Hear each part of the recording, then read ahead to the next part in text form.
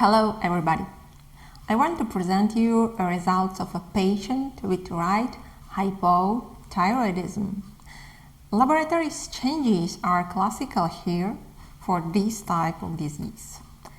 Let's go. Some 53-year-old gentleman, okay? Let's kick off with the hematology results. First up, we notice a mild erythrocytopenia.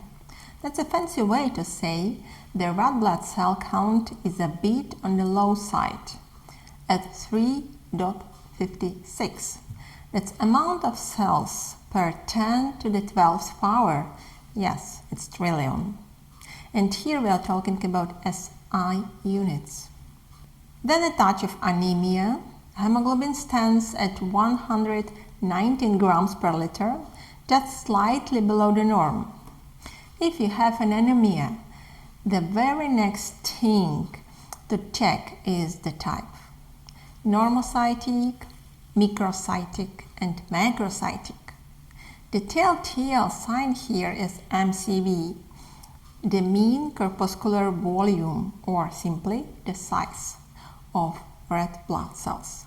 In our case, it's a flirting with macrocytosis at 98.7 femtoliters. Femtoliter is a unit of volume equal to 10 in minus 50th power of liter. It's very, very small. Now, here's something noteworthy. The RDV, or red cell distribution width, is sitting right at the upper limit of normal. This number shows us how varied the red blood cell size are. A high variance hints a maturation hiccup in the red blood cells. We see a similar story with the platelets. Their size variation is also increased, suggesting maturation issue here too. So, the red blood cells and platelets are both kind of out of tune with their size, which usually means their production is not perfectly smooth. Okay, from blood test we detect mild erythrocytopenia with maturation hiccup, light macrocytic anemia, and maturation issue in thrombocytic lineage. These results offer us several possibilities. Because macrocytic anemia has only 6 causes: vitamin B9 and B12 deficiency, liver damage, myelodysplastic syndrome (AML), and hypothyroidism. The next laboratory results will help us to confirm or reject these possibilities. Next, the biochemical tests are completely within normal limits. Nothing unusual to discuss here. Glucose minerals like sodium, potassium are all in normal range. Serum osmolarity is normal as well. Urea and creatinine and liver enzymes are also absolutely normal. All that facts together means that we can exclude the cause of macrocytic anemia as a liver damage. Let's move on.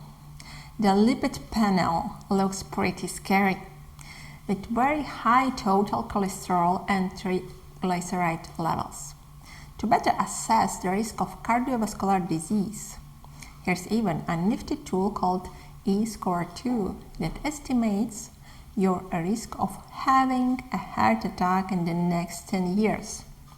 We look at the non-HDL cholesterol concentration. In this case, it's just over 7 millimole per liter and definitely higher than what we'd like to see. And so, what do we see here? The TSH is very high, which means there's excessive stimulation going on. One possible reason could be a small tumor in the pituitary gland that makes too much TSH. This extra TSH can cause the hormone levels in the body to go up.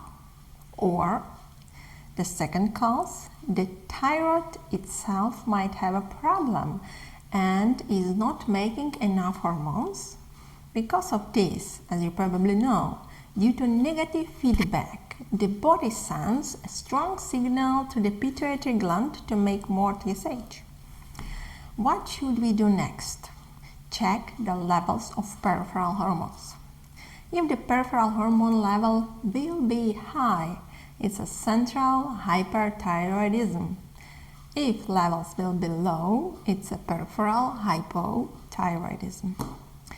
Since thyroid problems are often caused by autoimmune inflammation, and also we test for the antibodies here. Here are the results.